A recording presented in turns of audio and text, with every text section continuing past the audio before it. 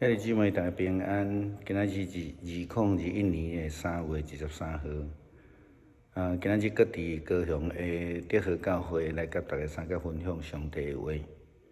今仔日的经文是诗篇119篇第9节到16节，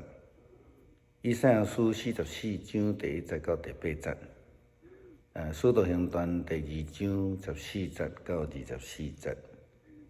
今日要甲大家三甲分享的主题是子孙之福。家庭的结构要安怎去思想这个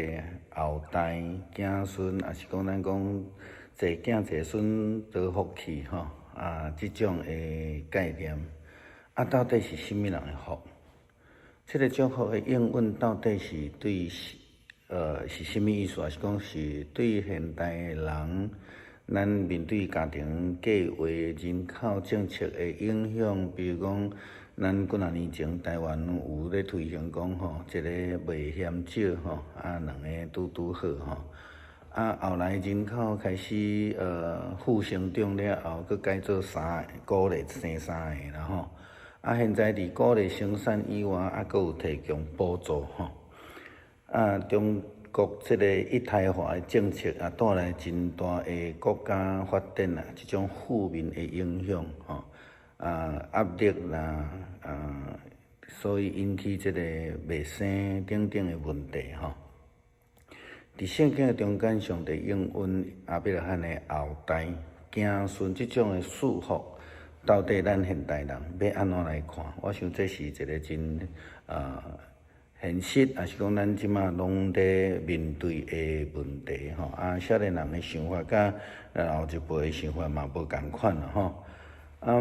咱要对于上帝互亚伯拉罕的应允来看，基本上就应该是讲亚伯拉罕因为伊袂当生囝，所以伫迄个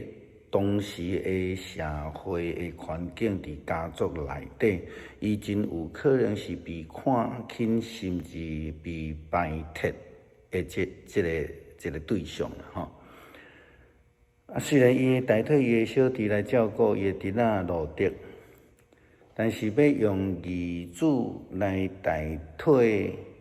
这个以利以下来代替上帝互伊的应允，这嘛毋是上帝迄种祝福，也是祝福的本意。过来，伊阁用太太撒来的女婢夏甲替伊生一个囝，要来替家己来愿望想要替上帝，伊感觉上帝做袂到的所在，伊替上帝出一寡力啦但是这作为拢毋是上帝祝福的本意。特别是咱对这个后代子孙要祝福这个亚伯拉罕的这个福气的这中间，咱对一个真简单的逻辑来想啦说使这个亚伯拉罕伊真有信心，无子孙伊嘛会跟对上帝拣选伊伫年老一个无五梦的时阵，阁袂当生育的亚伯拉罕，甲伊的太太撒来，为什么？上介济因阁活开重吧若阵伊死了后呢，上帝呼召这个人，伊无后代上帝无法度实践伊祝福因的应允那安尼这种的选民对上帝来讲有甚物路用？咱按对这个方向去思考啦既然上帝拣选亚伯拉罕，因夫妇应该是一定会想办法，互因来跟对伊、敬拜伊，互这个性命能安那搁传落去。所以咱搁进一步引用台北的诗篇来讲啦伫诗篇23篇第1节到第3节的经文，伊讲耶和华是我的牧者，我无地够欠过。伊互我倒伫青翠的草坡，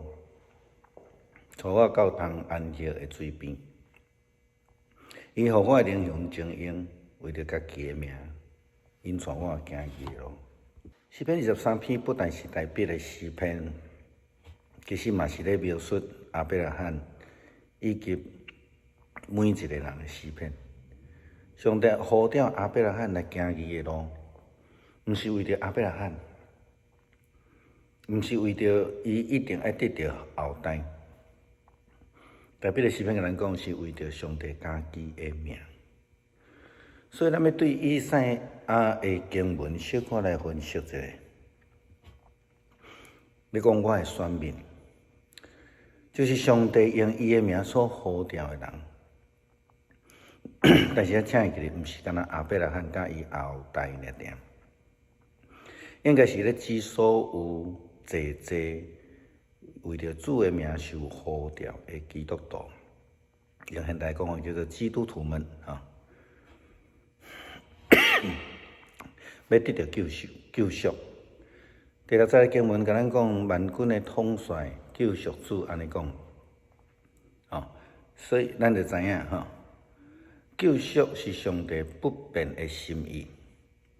也是伊呼召亚伯拉罕以及伊所有世间人受呼召这个目的。第二个，就是第三个方向是讲，这是永远的上帝。以赛亚书44章第6节讲：我是开始，我是终末，除了我以外无有别的上帝。咱昨有讲到这种记载提醒甲解释伫圣经内底。如果亚伯拉罕无有子孙，那安尼永远的上帝呼召亚伯拉罕就失去伊的目标啊！当然要爱有儿女，而且大大祝福有儿女。但是上大的祝福是啥？是人甲上帝的结连，迄个永远的关系。第四项是宣告，也就是咱讲见证。伫使徒行传第2章引用先知约珥的话讲：恁的儿女要宣告我的信息，恁的少年人要看见异象。这正是以赛亚先知所讲的。我要降甘这个雨水，互这个干的土地，要互沙漠有水咧流。我赏赐快乐，互你的儿女，要赏赐你的子孙，因要永远得到水的润泽，亲像草无生伫河边的这个树啊。人要讲我是属于上帝，因要加入以色列的队伍，人要伫手骨顶悬这个插着这个上主的名，因要参加雅各的行列。所以对人类历史来看，人拢将子孙来当作祝福，其实这是上对的吼。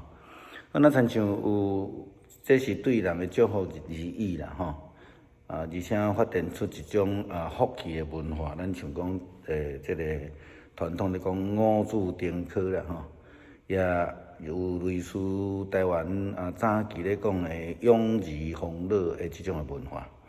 但是大多数拢有问题啦，咱嘛知影事件嘛不一定是真正安尼啦，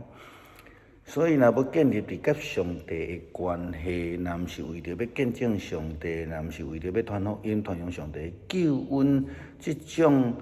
人角度的祝福，其实无真实的，迄毋是上帝的旨意。对顶悬的思考来看，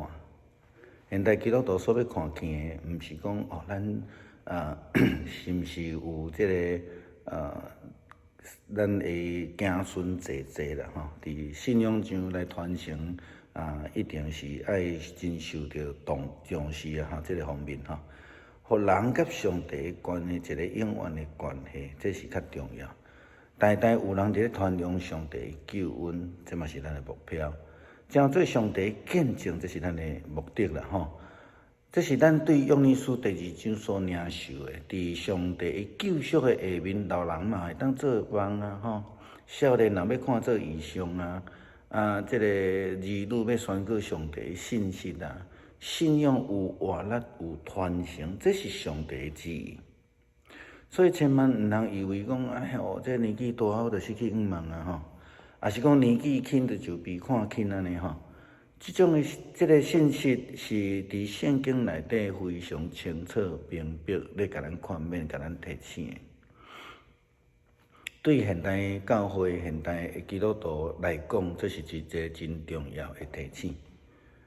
当然，咱必须爱伫咱无共款的背景、家庭、教会、族群来思考，咱应当怎样互安怎做才会当互信仰来传承落去。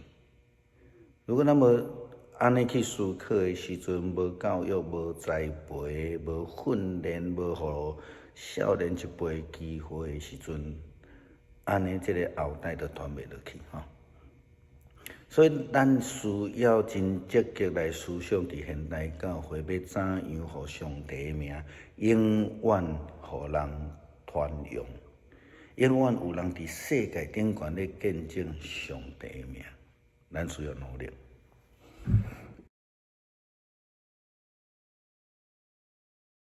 弟兄姊妹平安，今天是2021年的3月23号。今天还是在高雄中会的德和教会跟大家分享。今天的经文是诗篇119篇第9到16节，以赛亚书第44章第1节到第8节，使徒行传第2章14到24节。今天要跟大家分享的主题是子孙之福。我们现代人、现代的家庭如何去思想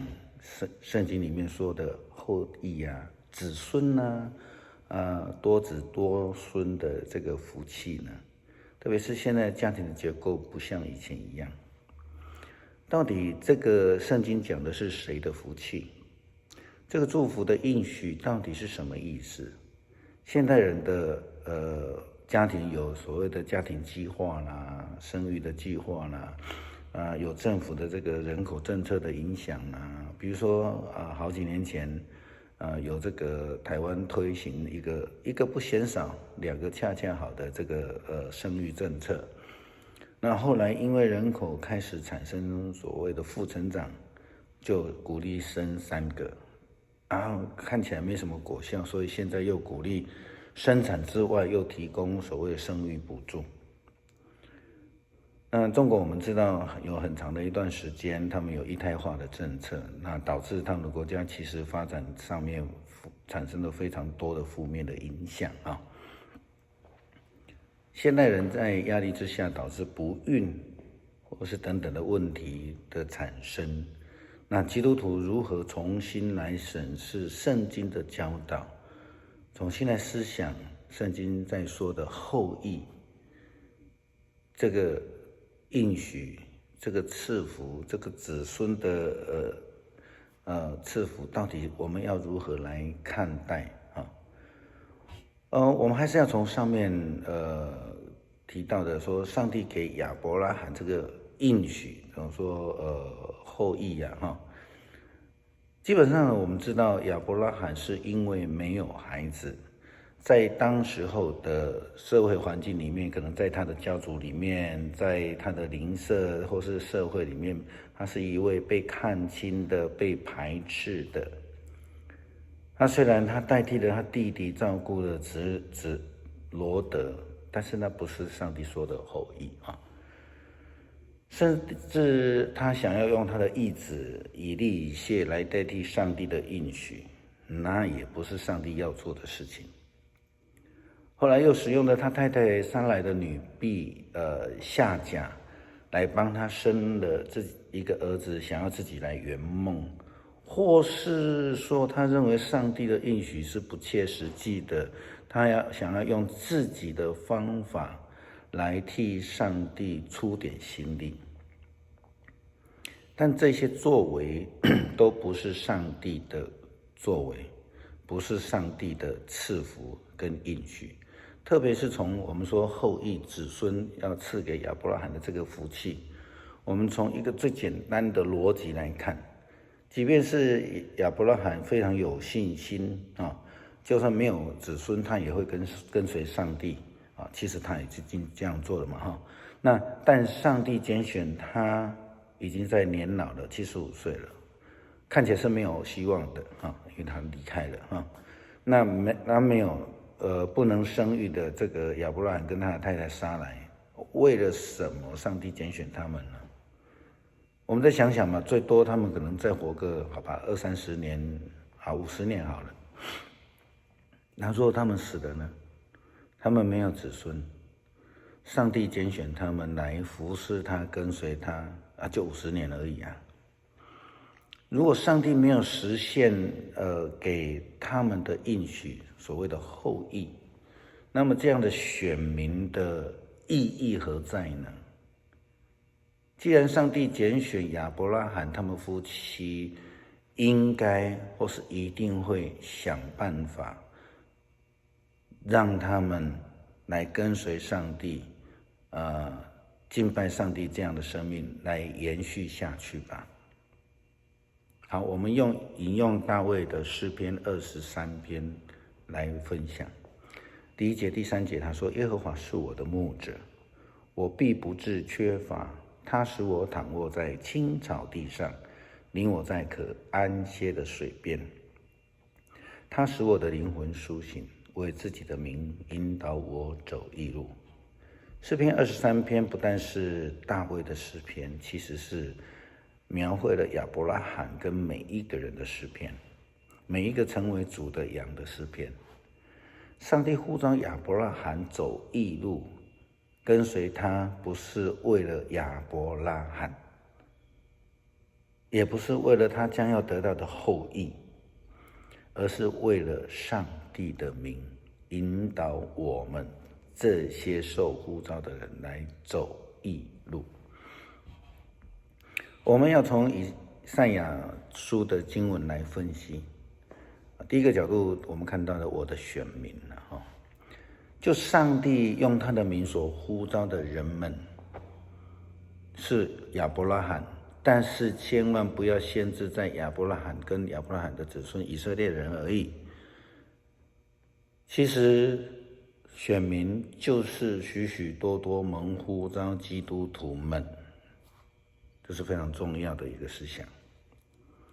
第二个角度就是得救赎。第6节的经文提到说，万军的统帅救赎主这样说。万军的统帅其实在讲的是超乎万民的救赎，是上帝不变的心意，也是他呼召亚伯拉罕以及所有的世人的目的。再来，永恒的上帝。以赛亚书44章的第6节这样子说：“我是开始，我是终结，我以外没有别的上帝。”我们昨天也提到这样的概念。如果亚伯拉罕没有指示的话，永恒的上帝呼召亚伯拉罕就失去了目标。当然要有儿女，而且要大大的赐福儿女，因为最大的赐福就是与上帝的连结。宣告，这是第4个角度，或者我们说见证了哈。使徒行传第2章引用了先知约珥的预言说：“你们的儿女要宣告我的信息，你们的年轻人要看见异象。”这正是先知的说法。我要降甘霖给干渴的土地，我要使沙漠涌流清泉，我要赐力量给你的儿女，要赐福给你子孙，他们要滋润像水边的青草，繁茂像河边的杨柳。人人要说：“我属于上主。”他们要加入以色列的队伍。注意听着，他们要加入以色列的队伍，所以是蒙呼召的外邦人。人们要在手背上刺着上主的名号，他们要参加雅各的行列。从人类的历史来看，我们都把儿女的祝福想错了，好像说这是对人的祝福而已。其实也发展出一种很不好的这种福气的文化，比如说五子登科啊，有类似台湾人说的养儿防老啊，可是大部分我们看起来都有问题啊，一旦碰到所谓的遗产问题的时候就知道了。因为若不建立在跟上帝的关系上面，不是为了见证上帝，若不是为了要传扬上帝的救恩，那么人的后裔就不算什么。人为的祝福就是也不是真实的，也不是上帝的旨意。就上面这些思考跟角度来看，现代的基督徒所要看的，无论是我们是否有自己的孩子啊，在信仰上传承啊，其实当然都必须要重视的哈。让人跟上帝的关系是一个永恒的关系，是代代相传，代代有人在传扬上帝救恩，成为上帝见证的，这是非常重要的。这是我们从约珥书第2章领受的，在上帝的救赎之下，老年人要做异梦，少年人要看见异象，儿女要宣告上帝的信息，信仰有活力，有传承，这是上帝的旨意。所以千万不要因为我年纪大了，我失去了盼望啊，我年纪轻就被看轻啊，或是有种种的理由，这样的信息在圣经里面是非常明白的。对现代教会，对基督徒而言，这是非常重要的一个提醒。当然，我们就必须要在不同的背景啊、家庭啊、教会啊、族群啊去做不同的思考。我们在应当如何去做，才能够将信仰传承下去，其实才是我们要做的事情。